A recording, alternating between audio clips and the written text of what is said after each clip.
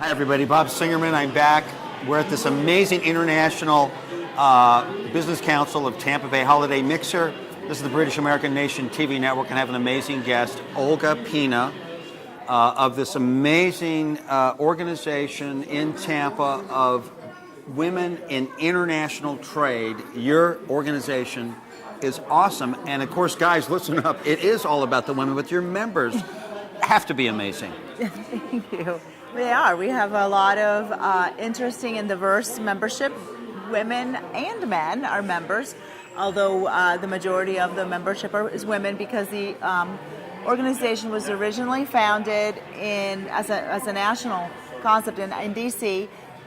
When people who wanted to exchange ideas about international trade found that some of the people they were going to about how to do it were women, and they were just sort of below the radar. So that's how it formed. But we are worldwide, and our Tampa chapter is 18 years old now. So we have been here a while. That is exciting. So kind of give us a broad brush stroke of the kinds of activities your members are involved in. It's very exciting activities, no doubt.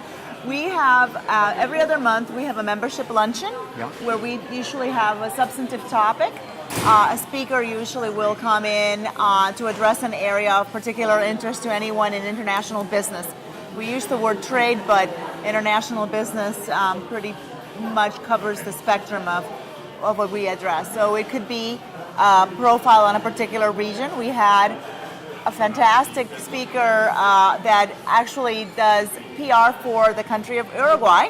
Wow. And so she came and did a great presentation on Uruguay and who their clients as a country are, because they're trying to attract foreign direct investment.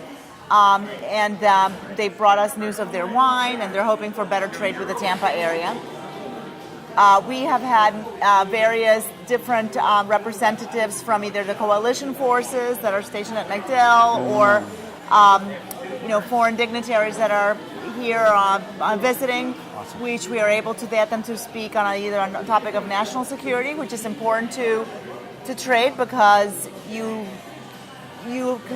obviously if there is political uncertainty in a particular region, certainly issues of war or security, you are going to, it's going to be more difficult to create the kind of climate where people feel comfortable traveling to and engaging in business trade. We've also had presentations on sort of what I call the psychology of cultural exchange. So how do you engage with someone who may be from a different country, and even if you may speak the same language, is the culture different? Are you going to make a faux pas in either a social setting when you're trying to network with them or conduct business? So we've addressed all those issues, as well as macro policy issues of trade. Is there a trade agreement that is currently being negotiated? How would that affect the U.S. and how does that affect Tampa specifically? So wow, that's just real deep. So now, if we want to know, now what is the website where we can go to and learn about the organization? It's www.tbowit.org. Okay, good. It's on the screen. Okay. I want you to check it out and go there. And of course, being a member of the International Business Council of Tampa Bay, this is another way that you can network, for example, with the other chambers that are represented in many of the countries. Tonight we've had France and China and someone from Norway. And it's just an awesome way to network. So if you are a company and you want to understand the trade dynamics, you can go to her organization and really get firsthand knowledge of what the dynamics might be in a particular market. And if you're a member, you can want to expand your business into Uruguay or Cuba. Or Cuba, which is opening. We just discussed. We had a presentation on Cuba not too long ago and talked about how the U.S. regs do not necessarily mesh with what the reality of Cuba is, and where there are gaps, and what are the potential opportunities, and what we can look to see over the next year. So yes, it's always educating. Right, absolutely. So this is the way that you can do that. Now, let me ask you this: you're not originally from here. Why did you pick Tampa Bay specifically? Well, my husband is from here, so I moved down here when after we had been living in D.C. for a while. He wanted to come home, and so I was doing a lot of international work in D.C. and I came to Tampa, and back then, it was 22 years ago, it was a much more diffuse. Right. But NAFTA was the big topic, and I Right. did a lot of NAFTA work. So shortly after I'd been here a couple of years, a friend who had just moved down from DC said, "You're doing international work. A lot of people don't know that you are. I'm sure there's other people in Tampa like you. We need to find a way to meet. Why don't Right. we establish the Tampa chapter of Women in International Trade?" And that's what happened. Wow. And so you're one of the pioneers, which is exciting. I was the founding president, yes. Oh, that's so And exciting. I did a couple of terms, left other people to do it, and I just finished another 2-year term this year when we want to be back for a little while. So Well, it's exciting, and it's no secret that Tampa Bay in particular is going through some tremendous expansion. We've got a Yes. multi-billion-dollar expansion with the port, multi-billion-dollar expansion at the airport.